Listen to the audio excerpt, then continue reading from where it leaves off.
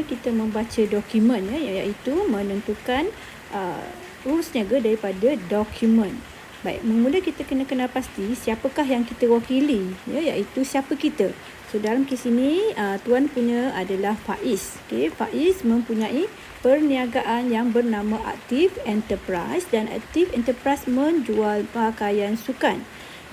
Kemudian pada satu hari bulan dia mempunyai baki-baki pada permulaan bulan Ogos yang dibawa daripada bulan sebelumnya, iaitu baki di bank, inventory, perabot premis, akaun belum bayar, liability dia dan juga modal. Baik, untuk mendapatkan modal ialah aset tolak liability. So dalam kes ni bank, inventory, perabot premis adalah aset, liability dia ialah ABB. Kemudian aset tolak liability kita akan dapat modal. So di sini ada sedikit kesilapan Jadi ini adalah sebenarnya 38,480. Baik, seterusnya kita akan lihat dokumen satu demi satu. Dan untuk permulaan ni kita tengok apakah maklumat yang penting untuk di-highlightkan, iaitu pertama bil tunai. Apabila kita tahu bil tunai, ini mestilah yang berkait dengan tunai atau bank. Jadi kita akan tengoklah ada tak nombor cek. Jika tidak ada, maksudnya dia adalah urus niaga tunai. Baik, bil tunai ni sama ada jual atau beli. Kita confirmkan dengan melihat kepada item yang ada dalam bil tunai. Jika dia adalah barang niaga, iaitu dalam kes ni dia adalah pakaian sukan, maka sarung kaki tracksuit ni sebahagian dari pakaian sukan. So betul lah barang niaga. Baik, kita nak tentukan ini jual ke atau beli. Pertama kita akan lihat salinan. Salinan menunjukkan bahawa kita telah menyerahkan yang asal kepada pembeli. Jadi kita di sini Aktif Enterprise adalah penjual. Kita adalah penjual dan kita telah menjual kepada Jaswan. So Jaswan adalah pembeli. Jaswan adalah pembeli. Kerana ini adalah urus niaga tunai, maka kita tidak mengambil kira nama dia.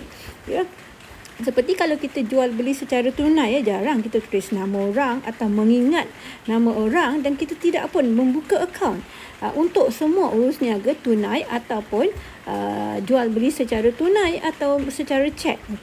Baik, jadi kita bolehlah membaca urus niaga ini sebagai saya menjual. So ini adalah saya jual, bermaksud ialah jualan barang niaga.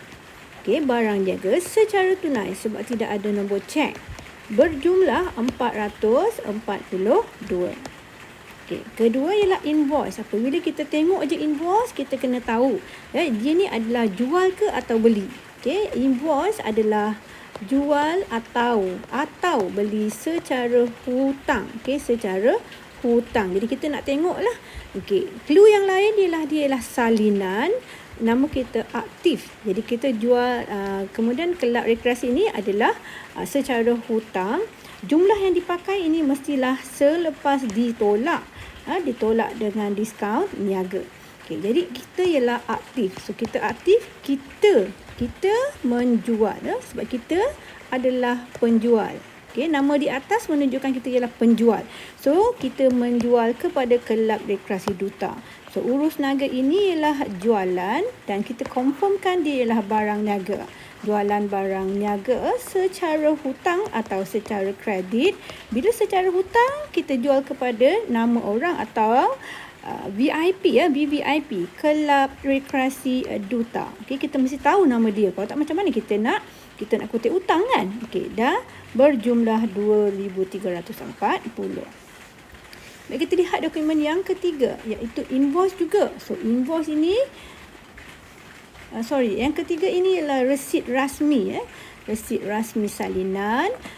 Terima daripada Ikin butik untuk sewa. So ini ialah untuk sewa. Jadi kita tidak highlightkan nama Ikin kerana dia bukanlah VIP kita. Dia bukanlah orang yang berhutang dengan kita atau kita berhutang dengan dia. Tetapi dia ialah untuk membayar sewa. Kemudian kita lihat nombor cek. Ada nombor cek. So ini ialah urus niaga melibatkan bank. 840. So siapa kita? Kita sekali lagi ialah Aktif Enterprise. So kita terima. kita terima duit daripada Ikin ini untuk sewa. So ini bermaksud ini adalah sewa diterima. Kita sewakan kepada Ikin. So sewa diterima dengan cek sebanyak berapa? 840. Dokumen yang keempat ialah invoice, urus niaga jual beli secara hutang. Kemudian kita tengok nama ke atas. So nama ke atas ini menunjukkan dia adalah penjual. Siapa? Pembeli. Active Enterprise adalah pembeli. So siapa? Kita ialah aktif. So kalau aktif maksudnya kita membeli. Kita pembeli kan? Kita membeli. Okey, kita membeli. Apa yang kita beli? Barang niaga. So ini ialah barang niaga. Secara kredit daripada, bila kita beli secara hutang, penting untuk kita mengetahui nama orang yang kita hutang. Kalau tak, macam mana kita nak bayar kan? Jadi berapa banyak? Sebanyak 2,800, iaitu setelah ditolak diskaun niaga. Kemudian kita lihat dokumen seterusnya, iaitu dokumen memo. Biasanya memo ni bos yang bagilah. So kita tengok apa tulis.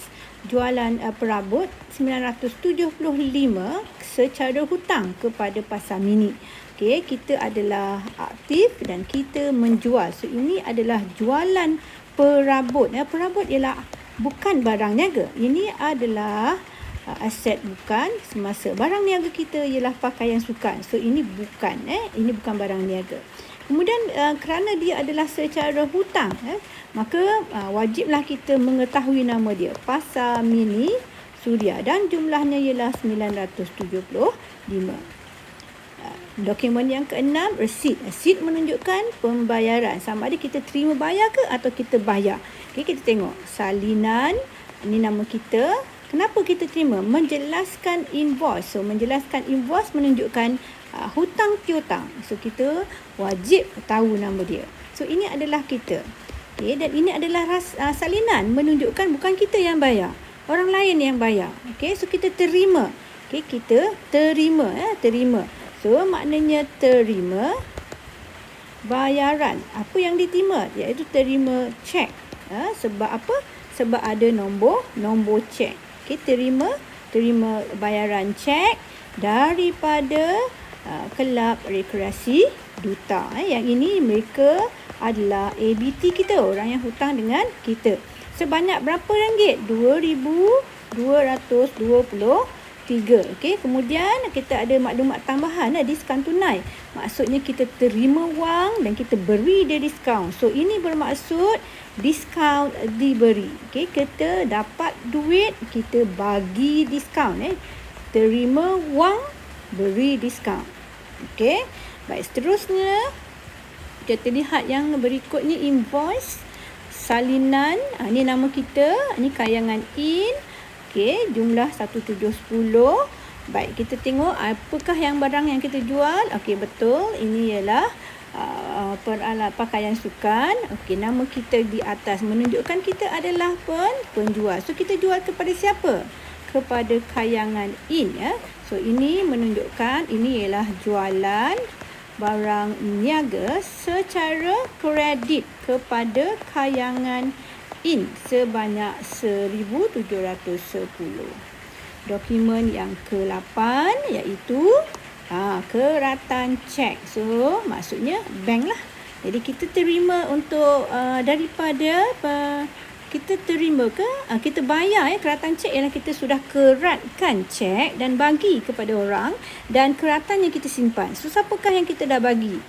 Orang. Kenapa? Nak bayar hutang akaunnya. Maksudnya kita nak jelaskan hutang piutang kita pada Rohan. So Rohan ini adalah ABB. Okay, dia ialah ABB. Kalau anda perasan di awal soalan ini telah dinyatakan ABB ialah Rohan. Okay, ABB-nya ialah Rohan. So kalau siapa yang masih ingat, yang perasan, so ini menunjukkan kita bayar hutang kita. So berapakah jumlah hutang kita? 1740 yang kita bayar. Okay, 1740. So ini apa nama urus niaga dia? Urus niaga dia ialah bayar cek kepada ABB yang bernama Rohan. Okay, Rohan adalah seorang VIP berjumlah 1740. resit. Okey, resit sekali lagi adalah pembayaran atau penerimaan. Kita tengok dulu asal. Asal maksudnya apa? Hutang kan, bayar hutang. Okey, kemudian ada nombor cek. So kita tengok sini, terima daripada ini ialah kita, takkan terima daripada kita kan? Maknanya kita lah yang bayar. So lagipun inilah resit asal. Resit asal disimpan oleh orang yang membayar. So kita bayar. Okey, kita bayar. Kita bayar hutang. So kita bayar dengan apa? Kita bayar cek, bayar cek kepada galeri sukan Ria. Dia ialah ABB kita. Berjumlah 1,500. Okay, next ialah nota kredit. Nota kredit ni pulang. Cuma kita nak tengok pulangan belian ke pulangan jualan. Kita tengok dulu, kita highlight dulu yang penting-penting ni. Okay, kemudian kita tengok. Nota kredit ni dia akan mengurangkan hutang penerima. Okay, ini ialah salinan. Okay, nama yang ke atas ini adalah penjual. Okay, siapa tu? Kita. Kita yang jual. Maknanya dulu kita jual kepada dia. Okay, sekarang ni dia pulangkan barang yang kita jual. Dulu kita jual. Sekarang kayangan in pulang. So, namanya ialah pulangan jualan. Okay, pulangan jualan daripada kayangan in berjumlah 135. Dan yang terakhir lah voucher pembayaran. Nampak tu memang bayar lah. So tidak ada nombor cek. Jadi apakah dia punya urus niaga? Bayar kadar bayaran secara tunai. Itu sahaja.